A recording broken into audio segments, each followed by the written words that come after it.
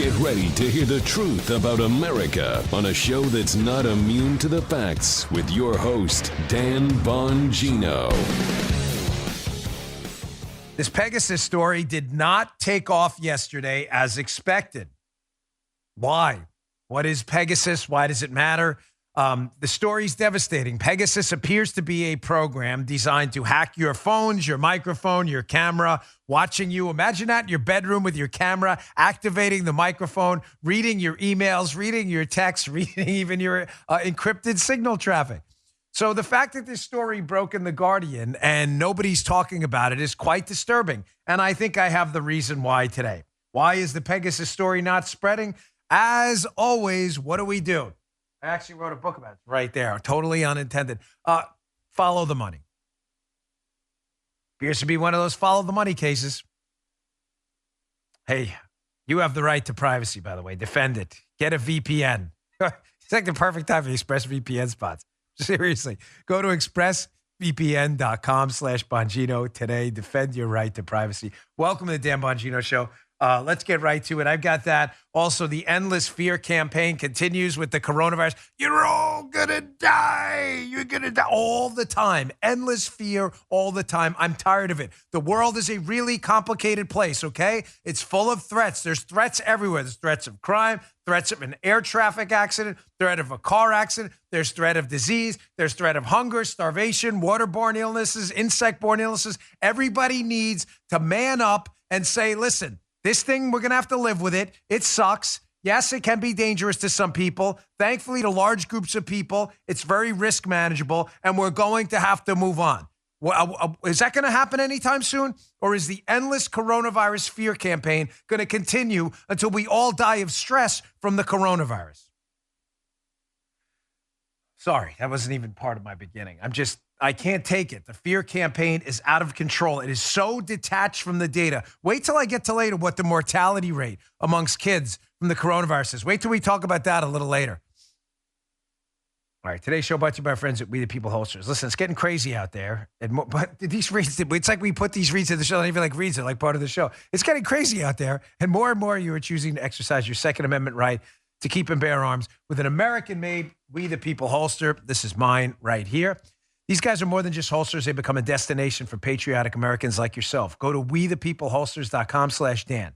Check out their complete line of patriotic shirts, their 100% American-made tactical gun belt with the proprietary Talon buckle. And they even have their own line of bacon jerky that's just incredible. You crack the bag, you can eat the whole thing. More importantly, We the People holsters are custom molded to fit your exact firearm for a quick, smooth draw. This is mine. It's for my Glock 43, perfectly molded. Gives a nice snap when you get in there. You can find just the right fit for your lifestyle, custom printed ones as well. This one's actual We the People holster. Go to wethepeopleholsters.com/Dan right now. Get an additional $10 off with offer code Dan. Every holster has a lifetime guarantee. If it's not a perfect fit, send it back for a full refund. How do you get them? wethepeopleholsters.com/Dan. wethepeopleholsters.com/Dan. All right, Joe, let's go. Every morning. So Jeff Bezos touched down a little while ago in the desert, did his little jaunt into space. We're going to cover this for about 20 minutes today. Just kidding. Great. Congratulations. Guy's worth $1 billion, is, committed to conservative censorship. So I don't really care. I'm not really into celebrating Jeff Bezos' $1 billion, 11-minute tourism venture to the end of the horizon. Congrats, dude. He probably, we're bored on a weekend. We're like, hey, I want to travel into space. Most of us middle-class Americans can't do that. Of course, everybody's running wall-to-wall coverage of this absurdity. Great. He went into space. Congratulations. What are you supposed to do? What do you want to talk about? Joe, any angle on that you'd like to add? No. Guy? Justin, no. Anyone have any? Wait. No? Joe, Guy? Justin, anything to say on it? No, nobody cares. Okay. I only talk about stuff, by the way, if there's an angle. Hold on. No, it's not cool. No, Guy's angle is it's pretty cool. No, get out of it. Justin, take over. Thank God we got an intern. He's fired. Paula, get this kid out of here. It's not pretty cool. We don't care. The guy flew to space. No, I'm not buying that. All right, let's get to the real news. Sorry. Why is this Pegasus story not spreading? Yesterday's show went nuclear. It was the 6th most listened to pod. I'm just kidding. We love Guy. He's a good He's allowed to have an opinion, even if I object to it strongly, and fire him immediately after the show. It was the 6th most listened to show on iTunes, a news program yesterday, the podcast. It went nuclear fast because we talked about Pegasus. Pegasus, according to the Guardian's reporting, it's a story you need to know about. It is apparently some kind of malware program that can infect your phone, invented by this company called NSO, that according to the Guardian's news reporting, because I don't like hysteria, according to the Guardian, this is being abused by totalitarian regimes, and they had a list, they allege, of 50,000 numbers this has been implanted on or could be implanted on. So it's an important story, folks. I mean, just imagine, as I said yesterday, your phone, right here. The camera, the microphone. I mean, imagine right now if the Pegasus program was on my phone, they could hear everything that's going on. They could hear yesterday when we had to cut out 5 minutes of the show because I got off on all kinds of weirdo tangents, right? The Pegasus might have that show, whoever has it. It's a huge story. It's a huge story because the power to surveil now is like nothing in human history. If you wanted to surveil people in the past, when I was a Secret Service agent, right, what'd you have to do? You had to go get a surveillance team. You had to go sit in a car, follow a guy around. You had to bring an antifreeze bottle that was empty. Why do you think that is? Aww. I'll leave you to guess that one. That's right. You had to bring it in and a whole lot of water and some food, and you'd be out all day. And you had to watch. Sometimes you'd have those like parabolic mics or whatever. I remember one time I was out with this FBI guy who, you know, most of the FBI guys I work with were pretty cool cats and were pretty smart. This one guy I worked with wasn't that bright. And, you know, we were out in a car with tinted windows because you don't want the bad guy to know you're watching him. The guy's at a gas station. We're across the street. So the FBI guy's got the binoculars and he's watching from behind the tinted glass, watching the guy. He decides to roll down the window with the binoculars, staring at the guy, who promptly looks and sees a guy with binoculars staring at him. And I was like, well, dude, what are you doing? Just keep the window up. Like, that didn't occur to you? It would look weird that a criminal would see a guy and a dude in an FBI-looking car with binoculars. I was like, what are you doing, man? That's the way we used to do it. Now, click of a button. You don't even have to click on this stuff. Apparently, this company can send you Pegasus in a text message, and your phone is now a homing beacon. So I said to you yesterday, I said, I'm predicting it'll become one of the biggest stories in America. Yeah, it didn't. And now I think I understand why. You always have to follow the money. Again, the Washington Post, in a shocking act of journalism, it does happen once in a while. It's like Halley's Comet. What is Halley's Comet? Every 72 years? Once every 72 years, Halley's Washington Post comes around and does an actual piece of journalism, always stunning. And they talk about, quote, how Washington power brokers gained from NSO's spyware ambitions. It says a surveillance giant, NSO is a company that built Pegasus.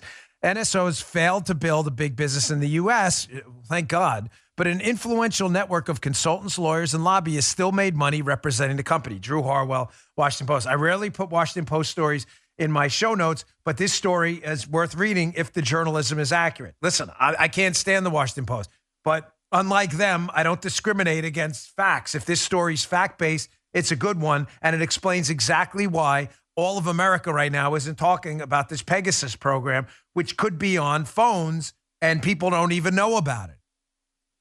By the way, how do we know this technology is not going to be hijacked, as Guy said yesterday, by some foreign regime and put on a phone or the BlackBerry of, Trump or Obama? Obama never even got rid of it. But how do you know that?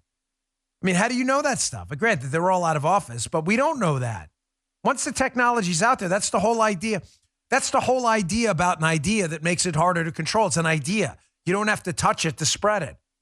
Once you have an idea, that's why, by the way, not to get off topic, but that's why communism never works. You may control the means of production, but you can't control the spread of an idea. Once this technology spreads, you don't know who has it. From the Washington Post piece, it says an influential network of Washington consultants, lawyers, lobbyists, and other prominent personalities have earned money from the company. Oh, there's a stunner, folks. Its parent company or its founders. A Washington Post review of government and company filings shows those beneficiaries include some of the most powerful members of the Obama, Trump, and Biden administrations. Folks, there's no sacred cows here. Keep this up a second.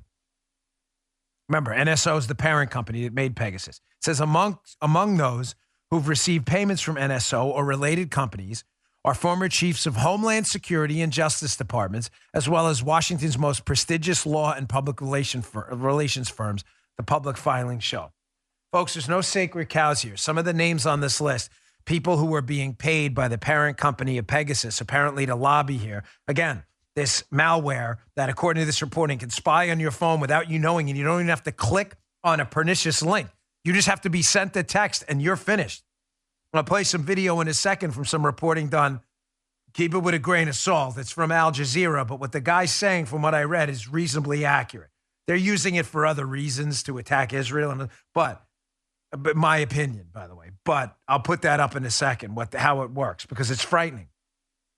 Some of the names on the list are really scary. Now, not to keep bringing up my former line of work, but when I left the Secret Service, I was asked by a security company.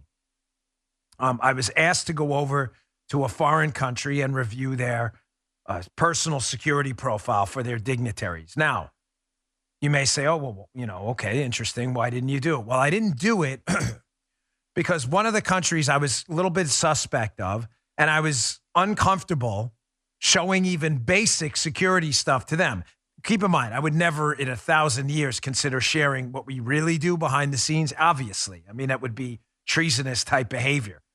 The Secret Service is here to protect our dignitaries. But they were asking for just like basic type training, firearms type stuff, basic formations, protection formations, anything you can read online. I didn't do it. And it's interesting because I found out that in order to even do that, the basic stuff, you have to go through this ITAR, this international thing against arms that regulates arms and trade in arms. You have to get ITAR approval to teach that kind of stuff to foreign governments. It's considered a sensitive technology. I mean, is ITAR involved in this? I mean, you're policing basic Secret Service. No, we weren't even. They were like basic protection formations. And you're not even allowing like guys to go over to a foreign country and whatever, teach the French about basic security techniques. Are we policing this thing?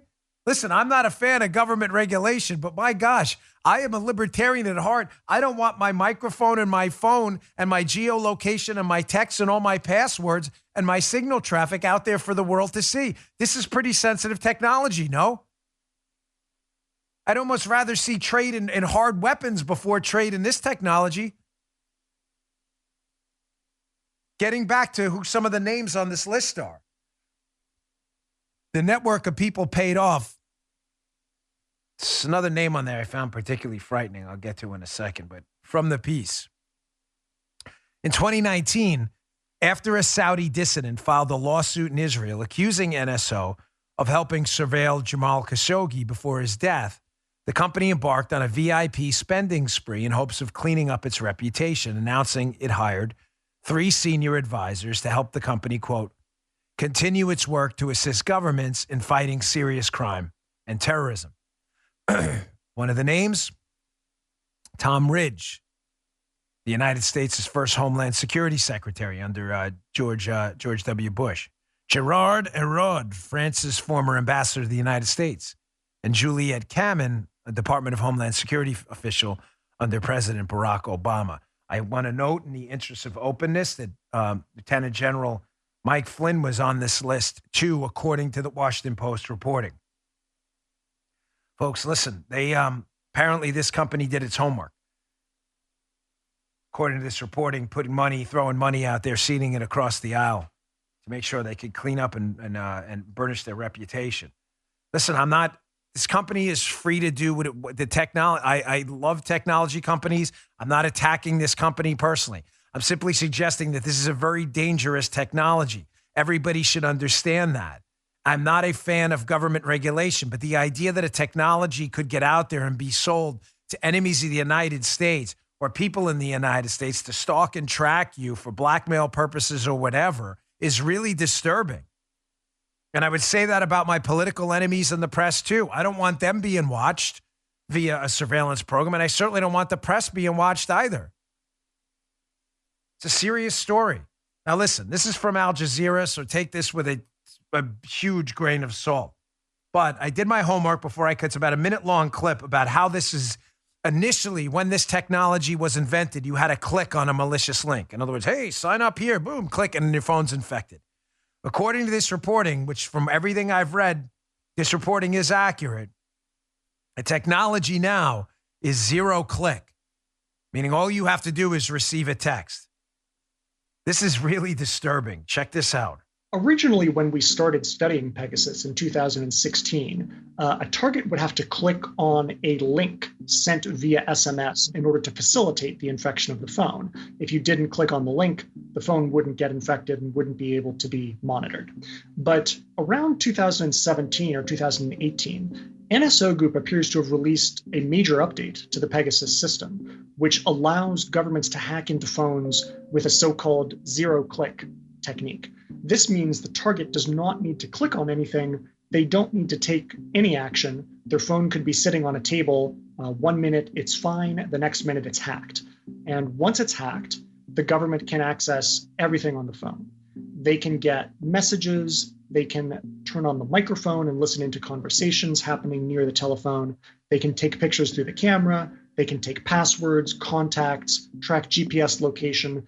Basically anything you can do as the owner of the phone or you can see, the operator of the spyware can do or see. You know, this is insane. I really have to almost recommend to people. It's crazy that everybody go out there and get like burner phones. This is nuts. This is nuts. I'm not suggesting you're all being spied on with this Pegasus or even a fraction of you. That's not what I'm suggesting. I'm simply suggesting the technology is there to do it now. Unless everybody here is lying, this consortium of media folks, which they've done in the past, but I have no reason to believe they are here, the technology's there right now to spy on you in a way not even possible with direct personal surveillance. Think about it. When we used to watch people with surveillance teams, criminals, you don't hear what they're saying. You watch them. Hey, guy went to a bar. You take surveillance notes. Guy left the bar. Guy went to the bank. Maybe he scoped it. You don't know what they're talking about. This is even worse. You got their geolocation on the phone, which you can triangulate on towers. You've got their conversations because you activate the microphone. You've got their writings when they're writing an email and sending to people. And then you have all their passwords.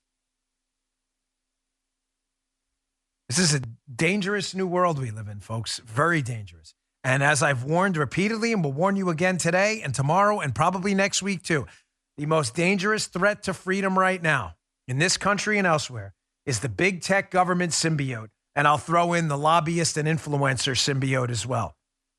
Protecting these big tech companies as they buy off government officials. We're in a really dangerous spot. All right, I want to move on because I've got a lot to get to. I got tied up on this yesterday, and it stopped me from getting to the whole litany of stories I wanted to cover. Folks, the fear campaign continues over COVID, and the government's making it worse with big tech. Big tech and government, like the symbiote. I can't express to you in strong enough terms how they're not only a threat to liberty, but a threat to sanity as well, and your civil liberties when it comes to coronavirus, which is being used now as an excuse to crush like a grape your civil liberties. They want you in an endless death spiral of fear. Oh my God, we're going to die. Delta variant, we're going to die. Are you? Are you? What does the data say? Why are we putting kids in face diapers? Why? Why are we telling the kids, you got to wear the mask, kids? Why? What's the evidence? What is the evidence? Have you done any risk analysis on that whatsoever? I'm going to get to that in a second and how big tech is contributing to this by crushing people's ability to speak, which is making people even more suspicious of what we're being told about the coronavirus. I'm sure this episode will be banned. Let me get to my second sponsor. I want to get to that. And I want to give you actual data because we do science on here. Science, not fear campaigns. That's important. You know, I love the Teeter inversion table. Now, Teeter is bringing you a full body, zero impact exercise with one simple machine. I love it. It's called the FreeStep Recumbent Cross Trainer. It's really good. Fitness plays a huge role in my life. I love working out. I work out in the mornings, keeps me sharp. My wife and I both have been using the FreeStep because, you know, our joints are getting kind of rough as we get older, and it allows me to get my exercise in at a tempo I choose. Sometimes I like to really torque it up and do the Tabata sprints on it, 20 seconds on, 10 seconds off. Other days I'm not really feeling it, so I'll do like a half an hour, get the blood flowing, a little sweat brewing. The Teeter FreeStep is totally unique to anything else out there. It's really low impact. Technology's licensed from commercial PT equipment. It's a smooth, linear motion, protects your knees, your hips, and your back better than any other machine out there. Dial the resistance up. If you really want to crank it, dial it down. You're looking for a little milder workout. Either way, you'll get a great workout because the FreeStep's proven to burn 17% more calories than a recumbent bike. When you exercise on the FreeStep, your joints will feel great. Your muscles will feel challenged. You get upper and lower body. That's important. You'll want to work out more. You'll get access to a trainer-led workout video, a series of workout videos on the free Teeter Move app for personal training and motivation from the comfort of your own home. 3 million people have put their trust in Teeter. They've been in the health and fitness industry for 40 years. What are you waiting for? Give it a try. Teeter has an exclusive offer for you. Get the Teeter FreeStep Recumbent Cross Trainer for $100 off when you go to teeter.com/Dan. The Teeter FreeStep has over 1,000 reviews on Amazon with a 4.6 star rating. With this exclusive deal, you'll get $100 off when you go to teeter.com/Dan. You'll also get free shipping and a 60-day money-back guarantee, so there's no reason not to try it. Remember, you can only get the Teeter FreeStep Recumbent Cross Trainer and save $100 by going to teeter, teeter.com/Dan. That's teeter.com/Dan. Thanks, Teeter. We appreciate you sponsoring the show. I'm not doing the fear campaign anymore, and I want to salute Brian Kilmeade of Fox and Friends in the morning for speaking out against this stuff. If you've listened to him on Fox and Friends in the morning, he has been asking very simple questions. Why are we putting these masks on our kids? Have we looked at the data? Do we understand the science here? Is there a downside to the mask? I'll get to the JAMA study we've been talking about. A lot of you have been emailing me about it in a moment, too. The fear campaign must continue. It is the only way the teachers' unions and the anti-civil liberties left will be able to crush your civil liberties. What have I been telling you for 2 weeks now? The coin of the realm for the left is fear. They use fear. It's the only way to get you to surrender your civil liberties to them. Every single tyrannical, totalitarian, authoritarian regime throughout human history has gotten people to suspend their civil liberties by a fear campaign first and a violence campaign later. Every one. Every single one. Hands down. Period. And they're not helping the big tech government symbiote. What do I mean? Look at the story by the Washington Times from yesterday. Marjorie Taylor Greene suspended again by Twitter for daring to suggest that if you are obese and overweight, that you may have some issues with coronavirus. You can't say that. You can't say that. And the tragic thing here is Twitter thinks they're making the problem better, apparently not realizing that people are in an open rebellion right now against big tech, convinced big tech isn't telling them the truth because they're not allowing them to access information about the coronavirus. So Twitter, in order to solve that problem, no, we're telling you the truth, decides to block people who they suggest aren't telling you the truth, making the problem 1,000 times worse. Here's another story. This one, showing you how the Democrats, they are in an endless love affair with this fear campaign in conjunction with the teachers' unions, whose only agenda right now is to scare the hell out of you to get more money. I'm not knocking teachers. Stop. Love teachers. They've been great to me. Am where I am because of great teachers. Your unions suck. They suck. They hate the kids. Stop pretending they don't. They are all about money. They don't give a damn about your kids. I'll prove that in a second. They're influencing and throwing money and influence around everywhere to stick your kid in a face diaper with no evidence whatsoever. It's mitigating any risk here. Here's a Washington Examiner article. Bubble children. Democrats say yes to masks and vaccines in schools. This is a Paul Bedard article. Be in my newsletter today. Read it because it shows you how the Democrats chronically live in fear. They believe all of this stuff. All of it. Kids are at super high risk from coronavirus and death. And that is not backed up by the science. Are we doing science anymore? Here, from the Examiner piece, look at these poll numbers. By more than 2-1, Democrats support requiring schools to mask up and vaccinate students, requiring them. No free choice here, folks. This is according to Rasmussen. On masks, Democrats support a requirement in school, 58 to 23%. On vaccines, it was 56% backing a requirement to 25% not. These people live in fear. They're absolutely hopeless. Listen, this is why I tell you. I had Curtis Sliwa on running for mayor in New York City the other day on my radio show. he said, listen, people got to stay and fight in New York. Listen, I totally, entirely, completely disagree at this point. I wrote an article years ago at IJ Review suggesting we should stay in blue states and fight. Folks, these people aren't interested in the fight.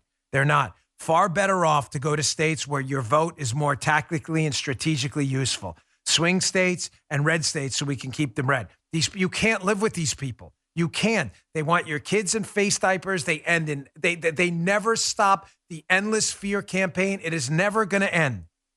So what evidence are they using? Because we're doing, I know this show will be banned by ScrewTube and others. I get it. I understand. I don't care. As I've told you 1,000 times, I'm not interested in catering to their whims and their anti-science BS. You would think that these claims by Democrats, kids should be in masks, we must vaccinate, that it would be based on some risk profile, correct? You interested in the evidence? I am. So what is the evidence about the risk to kids? Well, Marty Makary, an actual sane person I work with at Fox, has an article up in the Wall Street Journal, which has actual data. Data points, the stuff I thought, we're the party of science. You are. Well, what is the science, leftist? You don't know. That's why you're in a panic and you want kids in face diapers all the time. Here's the article, Wall Street Journal, today. The flimsy evidence behind the CDC's push to vaccinate children. The agency overcounts COVID hospitalizations and deaths and won't consider if one shot is sufficient. So what does the data say about kids and risk? And I don't want to hear your leftist silly talking points if you're listening to my show. I'm out of patience today. I don't want to hear it. If you are going to come back with well, Dan, not one life is where you can't put a price on a human life. We can't risk one life. Please stop. You put a risk and a price on your own life every day. I can't say it enough. You get in a car, you drink alcohol, you fly in a plane. There's a risk of dying from those behaviors, correct? Very small risk. So let me get this straight. When there's a very small risk from flying and dying from a couple drinks every week, a small risk, you're willing to take that risk because you want to travel and you want to enjoy your life. Is that right? Guys, anything I'm saying crazy? Nickel. Anyone? Any objections? Okay, thank you. Joe and I have been known to have an adult soda once in a while. Rarely. If Joe was a musician once, so we give him a little pass. There was a different code back then, I'm sure. Oh, yeah. But they took the risk. They had fun. They said, this is my life. I want to enjoy myself. I'm going to have a few adult sodas, knowing it's probably not good. Why? Because people put a price on their own human life every day. So why is it with coronavirus, with kids, where the risk is really, really small of death? Matter of fact, according to Makary's piece, which I'll get to, the risk is zero, mortality, zero. Not the risk is zero. I should have said mortality zero. I want to be precise in my assessment of the data because I don't want to be a leftist. That we've totally thrown risk assessment out the window. Why don't we put masks on kids in schools? Because someone may come in smoking a cigarette. Got to keep the risk low. You can't have them breathing secondhand smoke. Here, from the Wall Street Journal piece. Here's the risk to your kids. Quote, a tremendous number of government and private policies affecting kids are based on one number. That number, 335. What is 335? That's how many children under 18 have died with a COVID diagnosis in their record, according to the CDC. Yet the CDC, which has 21,000 employees, hasn't researched each death to find out whether COVID caused it or if it involved a pre-existing medical condition. Just to be clear, because we do science on this show, which I understand Facebook and Twitter and ScrewTube will ban immediately. I get that. I'm willing to take the risk. I understand the risk, and I'm taking it, putting out the data for you because you need to hear it. There's a chance we get thrown off Apple, too. That's okay, too. Listen on my website. You're telling me in a country of 330 million people that we're sticking face diapers on our kids, locking down the schools, and suggesting that they get vaccinated because 335 kids have died with COVID, not necessarily because of COVID. You get the difference, right? Kid shows up in a hospital with a broken leg and gets an infection. Later on, he takes a positive COVID test. Does that mean he died of COVID or he died of the infection? Kid gets in a bike accident, goes to the hospital and dies of the bike accident, has COVID. Did he die from COVID or did he die with COVID? We don't seem to have an answer on that.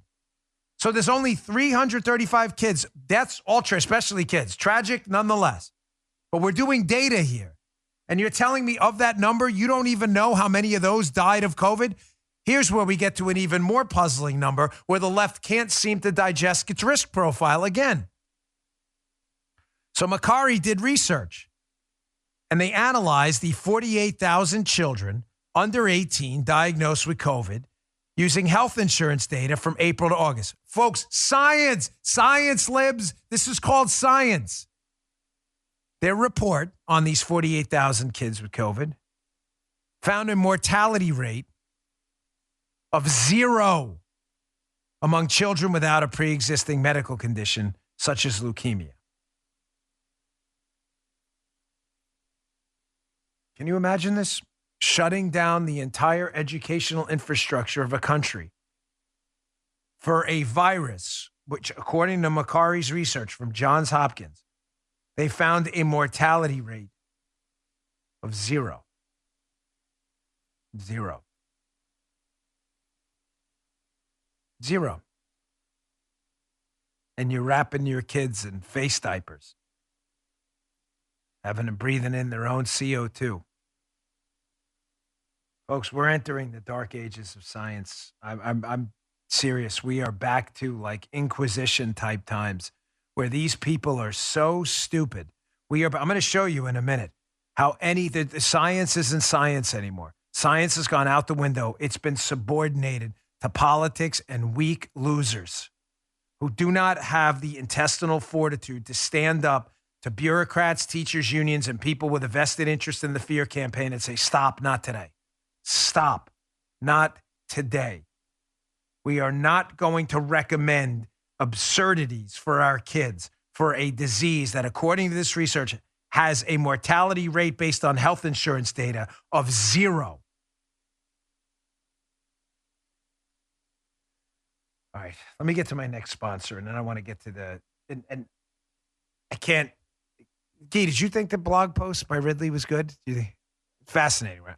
This one's good. I'm going to get to a blog post by Matt Ridley in a second that explains why not only has the government screwed this whole thing up, coronavirus from the start with their absurd recommendations, but how could have, through the lockdowns, could have made the coronavirus more deadly. What? Yes. The lockdowns could have made it more deadly. Fascinating piece. I found it yesterday on social media. Hey, our third sponsor, our friends at Brickhouse Nutrition. Listen, back when I started my podcast, they were my first sponsor. And Miles, who owns the company, I said to him, I was actually taking, these fruit and vegetable pills. They have them and you grind them up and put them in a pill. Some are okay, but I never really liked them. And I said to Miles, I said, what if you put together a better one with using real fruits and vegetables? You ground them up, and it wasn't extract. Like, it was actual fruits and vegetables ground up into a delicious powder. And he did it at Field of Greens. He's had the product forever. I love it. I take it twice a day. It's called Field of Greens. This is mine right here. Notice on the back, it says nutrition facts. You're like, well, they all say nutrition facts. No, they don't. You go to other fruit and vegetable powders, look at the back. It'll say supplement facts because it's a supplement. It's not real food. This has nutrition facts because it's real food.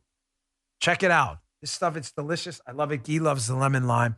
It's packed with antioxidants, can support heart health, metabolism, blood pressure, digestion, plus it's pre and probiotic. It's great for everyone in the family, young and old. My kids take it. My wife takes it twice a day. Listen, some of these other junky like fruit and vegetable powders, they have one vegetable in it. It's a lot of filler, not Field of Greens. Field of Greens is packed with high quality, 18 high quality essential fruits and vegetables, clinically researched. Super easy. Throw it in your favorite beverage, protein shake, water, green tea. I put it in tomato juice sometimes. Stir it and you're done. My daughter puts it in orange juice. It's delicious. How do you get Field of Greens? Go to brickhousenutrition.com/Dan. Go today. Take care of your health and get 15% off your first order with the promo code Dan at checkout. Give it a try. Your body will thank you. Send me your reviews. You're going to love it. brickhousenutrition.com/Dan. brickhousenutrition.com/Dan. Promo code Dan. Pick up Field of Greens today. I promise you're going to love it. It's really good stuff. Okay. So again, not only is the government and the bureaucrats and the fear merchants and the media fully invested in an endless coronavirus fear campaign, totally detached from the data in the real world, I thought they were the party of science the left. There's a fascinating piece by Matt Ridley in his blog, conveniently called the Matt Ridley blog. Bold name. But it's a great piece. It'll be in my newsletter today. Read it. It's short. It's probably no more than 400 words. Bongino.com/newsletters. Again, how you subscribe to the newsletter. It's all free. He says, virulent does not mean infectious. There's some fascinating information on this. Listen, I'm not an epidemiologist. Again, I don't pretend to be one. But facts are facts, whether you're a medical doctor, a researcher, a PhD or not. And any sane person should be able to read facts and interpret the data. It's not complicated. You have a basic background in science. So Ridley brings up some fascinating points about how common respiratory viruses and their mutations evolve. He says this. He says respiratory viruses, i.e. like colds and flus, they tend to evolve to be more transmissible, but less virulent. They do better if you go out and about and meet people. He says this is not true of insect-borne or waterborne viruses, which don't care how sick you are. Insects or water do the going out about for you. Come to me for a second. I'm going to come back to this one, guys. Sorry. I don't mean to confuse everyone in the production crew here. What he's saying is that respiratory virus, they don't have brains or neurons. The only goal of a virus, it's not even a goal, it's just how evolution works, is to spread. So the best way for a virus to spread is to become, let leftists get ready, the clawing's going to start at the faces, become more spreadable. Develop spike proteins on the virus that better attach to receptors in the nose and the respiratory tract. They evolve to do that. They don't think about it. They just do it. The ones that evolve and mutate through natural processes to become more infectious are the ones that will infect more people. Guys, there are liberals listening, so pretend to be liberals for a moment because I don't want to I know libs get confused about the coronavirus because everything is Trump, hydroxychloroquine, inject bleach, because they're so dumb. They want to stick their kids in face diapers because they can't comprehend basic things like a virus that mutates to be more infectious will infect more people. Whoa, really? Yes, that's how respiratory viruses work. But on the other hand, as Ridley says in his blog, they typically evolve to be less virulent. Why? Because as Guy said this morning, you want it to be infectious, but not necessarily kill the host. Because if the host is dead, he can't spread the virus. Why are we doing this? Is like, why I feel bad for you, my regular listeners who have to hear this stuff. But I promise you, there are some insane people who are really hearing this for the first time.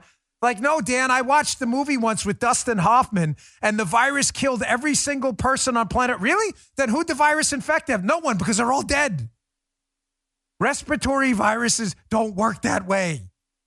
They evolve to be more transmissible, but less virulent, because it's no good to kill the host. He makes a good point, though. Insect-borne viruses, Zika or whatever, they don't really care if the host is killed or not because the host doesn't transmit it. The insect or the water does. Whether the host is dead or alive is irrelevant. The mosquito just goes and bites someone else. If you die in 10 minutes or not from dengue fever, it doesn't matter. You're not spreading it. The insect is. For libs, listen, is this okay? Are you getting this? So what happened? Go back to the first piece again. Yeah, that's it, right. So why it doesn't kill the insect, it kills you. Right. He says that's why, this is Ridley's blog again, quote, that's why there are 200 kinds of the common cold, none of which is virulent, including OC43, a coronavirus that probably caused a terrible pandemic in 1889, but now, through mutations, is a fairly mild and common cold. Doesn't do a lot of good to kill the host. Folks, the coronavirus is a respiratory virus too. So whereas the left has you believing every mutation is going to be some humanity killer that's going to wipe out all of humankind, are we actually contributing to the maybe more virulent nature of some of these coronavirus variants because that's not typically evolutionarily how respiratory viruses work? Well, he makes a pretty compelling argument here, Ridley. One I strongly consider you to take into account, even if you're a liberal who right now wants to scream, it's bad, Trump, hydroxychloroquine. Listen to this. He says, however, there's one situation where respiratory viruses will stay virulent or even become more so. That's if mild cases meet fewer people than severe ones. Think about this. He says this is what appears to be what happened in 1918. Paul Ewald argued when severe flu cases in 1918 were evacuated from the front line of the war to a series of staging posts, field hospitals, and trains, while the mild cases of the flu slept it off in a dugout. He says, I think this is what happened last year when mild cases of COVID-19 stayed locked down at home while severe cases went to the hospital where many cases of the virus were acquired in the hospital. In other words, lockdowns, he says, whether necessary or not, probably delayed the evolution of the virus into a milder form. He says that's now happening and is our least worst option given that eradication is impossible and the virus may become more transmissible in response to vaccination. Folks, you see what he's saying here? This is not complicated to understand. It's a theory, granted. I'm not positing it as dispositive fact, unlike leftists who want you to do that.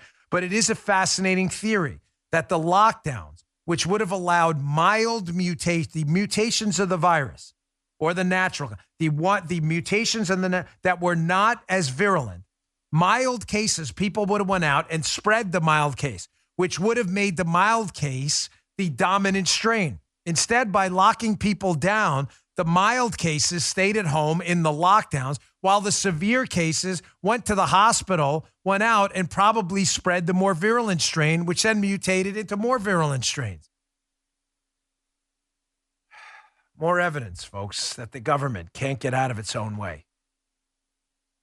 Screwed this thing up from the start. You think banning people from Twitter is going to help this situation? Finally, on this topic, again, the dark ages of science are back. I told you about that JAMA study last week, the Journal of the American Medical Association Pediatric Edition, that did a study showing kids with masks can develop hypercapnia, inhaling excess carbon dioxide. Well, of course, that didn't meet the political narrative of the day, so here's a MedPage Today story. JAMA Pediatrics retracts much hype mask study. Controversial study had numerous problems, Journal said. So instead of doing your own study, which would happen in, science and trying to either replicate or debunk the results, no, they just retracted it under political pressure.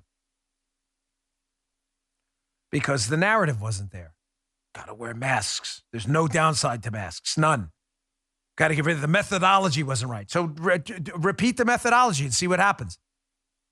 Repeat the methodology or fix the methodology and see what happens. Try to debunk the study. Didn't do it. Just retracted it.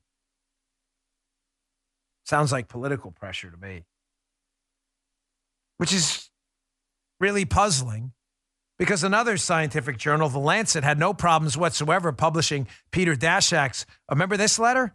Fox News story? Daszak's recused from The Lancet's COVID-19 commission. Remember this guy?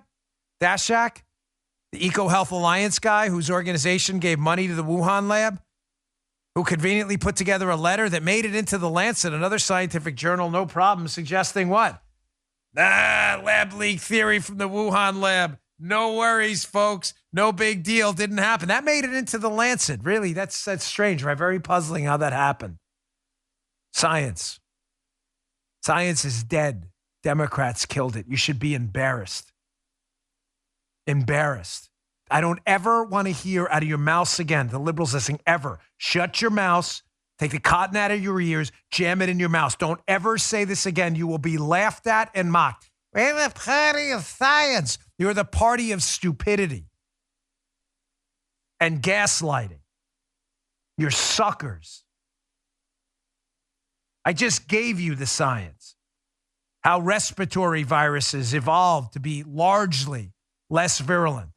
How the data on children does not at all comport with the risk profile you believe. And you don't care because you're all crazy. You're all seriously crazy. was in the doctor's office the other day. Lady's like, you got to wear a mask. I'm like, no, I don't. She's like, yes, you do. She's like, the CDC recommends it. I go, yeah, I recommend I don't. I was seriously going to leave. I'm like, you know what? I'm going to go outside. She's like, I can give you a mask. I'm like, I don't want your mask. Your nasty fingers touch it. I'm not interested. I went outside and because I had something I really had to take care of. I walked back in. So here's what I did. I put the mask on my face. I lowered it down over my face and just walked in the office. And they were just happy that I had a mask on my chin. It was blocking the goatee from spreading the coronavirus or whatever. Ridiculous. So stupid. Here's another one. You want to see, quote, science? Phil Kerpen. If you're not following this guy on social media, you're making a big mistake. It's fantastic. He's at Kerpen. His information's terrific. Although I hate Twitter and haven't posted an original thought there in months.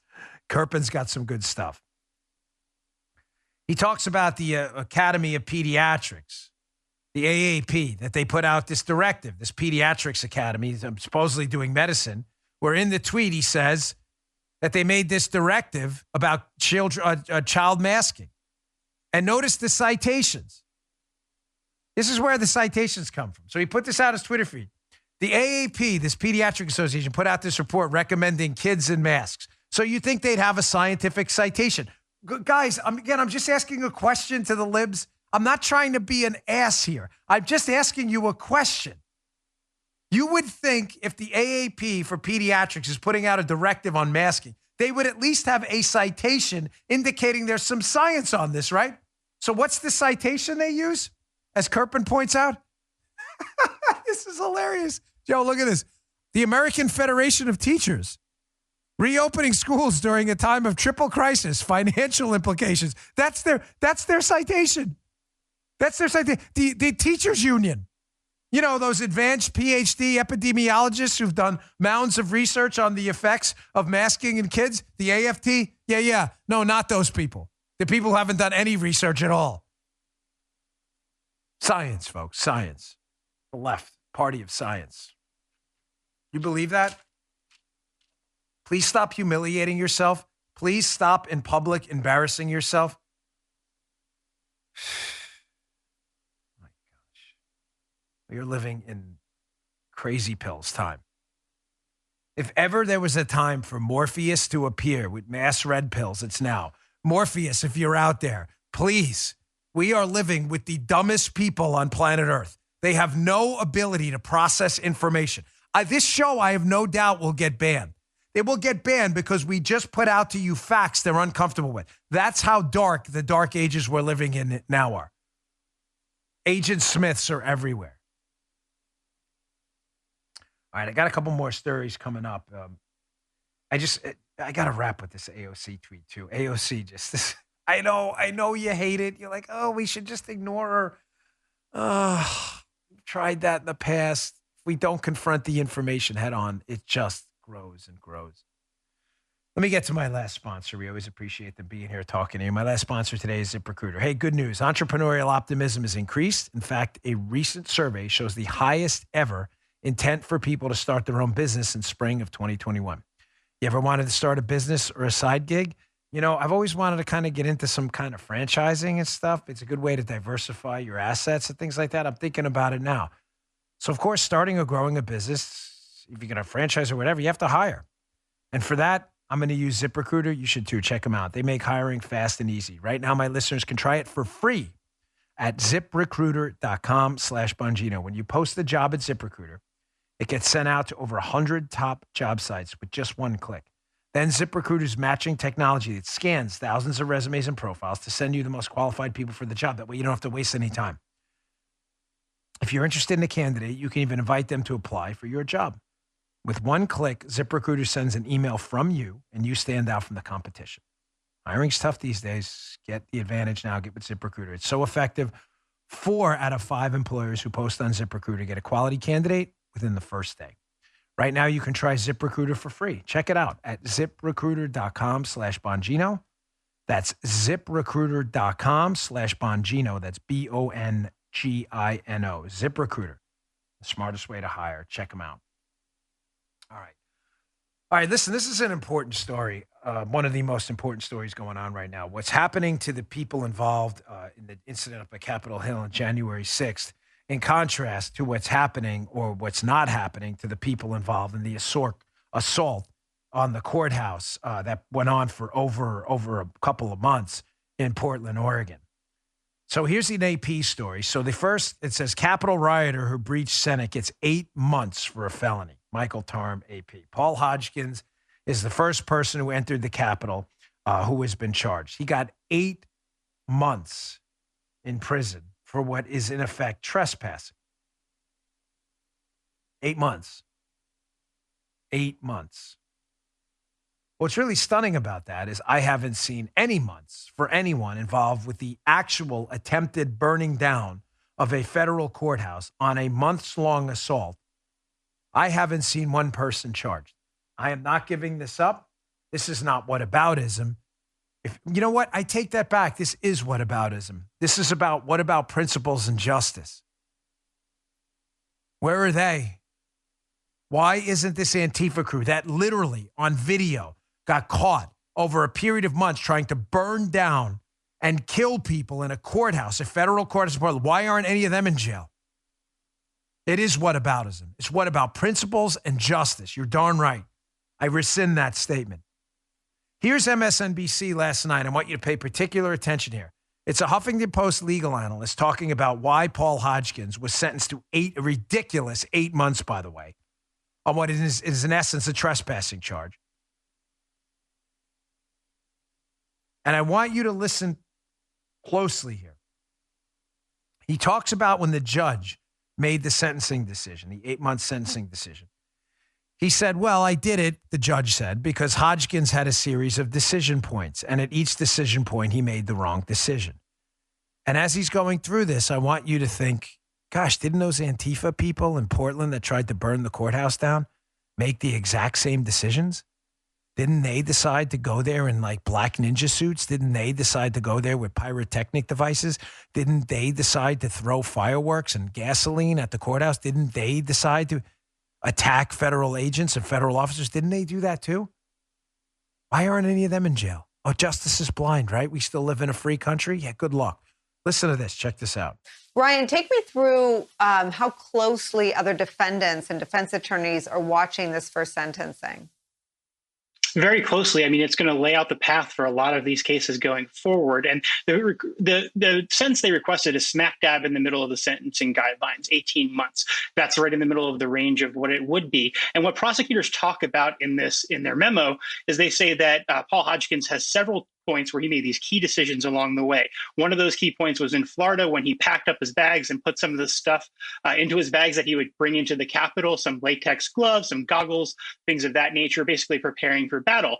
The second decision was after he left the rally, started making his way that 1.7 miles to the White House. And then the third decision was when he actually crossed those barriers and entered onto property that he had no right to be on, just as thousands of others did on January 6th. And then that next decision was entering the Capitol building. And the next decision after that was going into that Senate well. And that's what sort of escalated his sentence above and beyond his charges, rather, above and beyond what a lot of other defendants are facing.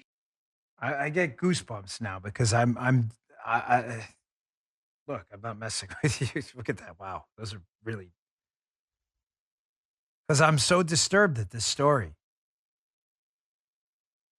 You got these people. Listen, a lot of them made a mistake, okay? Mistakes happen. I'm not absolving anybody of any responsibility. We're all big boys. But trespassing? 8 months in jail? 8 months in jail. Meanwhile, you've got an entire group of people that nearly burned down, almost burned down, quite literally, not figuratively, a federal courthouse in a prolonged multi-month assault.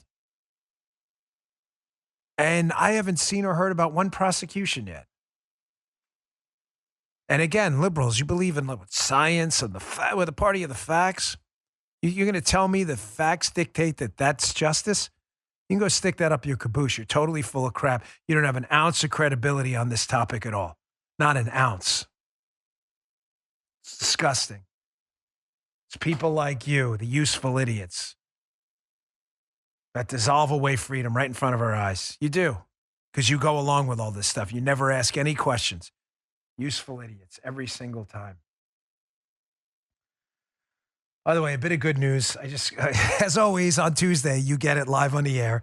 The ratings come in around 10 a.m. in the early morning when we're doing the show. They just came in.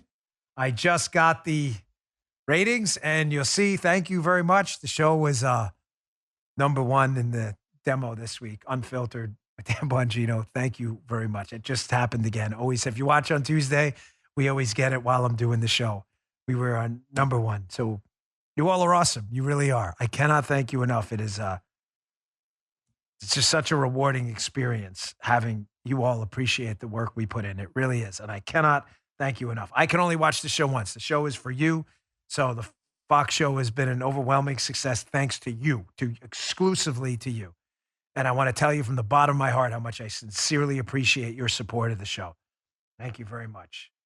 That's incredible. So really put a smile on my face. I needed that today because I was so depressed over this story. All right, let's go to the AOC tweet last, and then I had a couple other things I'll have to do on the radio show today. By the way, we have Cynthia Lummis, a senator, on the show today talking about this very dangerous, on the radio show, always at the top of the second hour, talking about this very dangerous ATF nominee, nominee to head the ATF. Very dangerous.